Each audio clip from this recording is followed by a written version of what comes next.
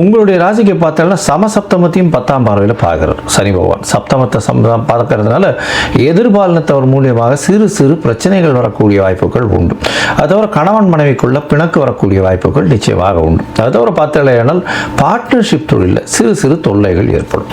சரி, மொத்தத்தில் பார்க்கும்போது இந்த ரிஷப ராசிக்காரர்களுக்கு தொழிலில் அபரிமிதமான ஏற்றம் இருக்கும். தொழிலில் நல்ல ஒரு ஏற்றம், செய்யக்கூடிய வேலையிலையும் மாற்றம் இருக்கும். அதில் உயர் பொறுப்புகள் வரக்கூடிய வாய்ப்பு, ப்ரமோஷன் கிடைக்கக்கூடிய வாய்ப்பு, அதன் மூலியமாக பணவரவு அதிகமாக இருக்கக்கூடிய வாய்ப்பு இருக்கும்.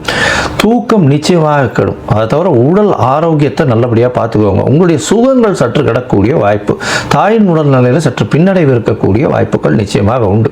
அதை தவிர படிக்கக்கூடிய மாணவர்கள் ஒரு தடவைக்கு 4 தடவை படிக்கிறது நல்லது. ஏன்னா உங்களுடைய ராசிக்கு 4ஆம் இடத்தை பார்க்கறது கல்வி ஸ்தானம்னு சொல்லக்கூடியது. அதனால சிறு சிறு மறதி வரக்கூடிய வாய்ப்புகள் நிச்சயமாக உண்டு. உங்களுடைய ராசிக்கு பார்த்தீங்கன்னா எதிர்பாலினத்தவர் மூலியமாக சிறு சிறு தொல்லைகள் வரக்கூடிய வாய்ப்புகள் உண்டு. அதை தவிர பார்ட்னர்ஷிப் பிஸ்னஸில் பின்னடைவு இருக்கக்கூடிய வாய்ப்புகள் நிச்சயமாக இருக்கும். பார்ட்னருடைய கை ஓங்கி இருக்கக்கூடிய வாய்ப்புகள் நிச்சயமாக இருக்கும்.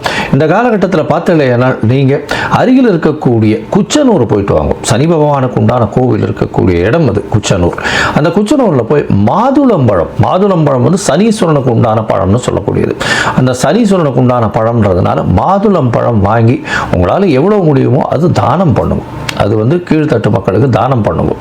இதன் மூலியமாக சனி பகவானால் ஏற்பட்ட பிரச்சனைகள் எதுவாக இருந்தாலும், உங்களுடைய தசாபுக்தி சரியில்லைனாலும் நிச்சயமாக இந்த சனி வக்கர நிவர்த்தி நல்ல ஒரு ஏற்றத்தை உங்களுக்கு கொடுக்கும்.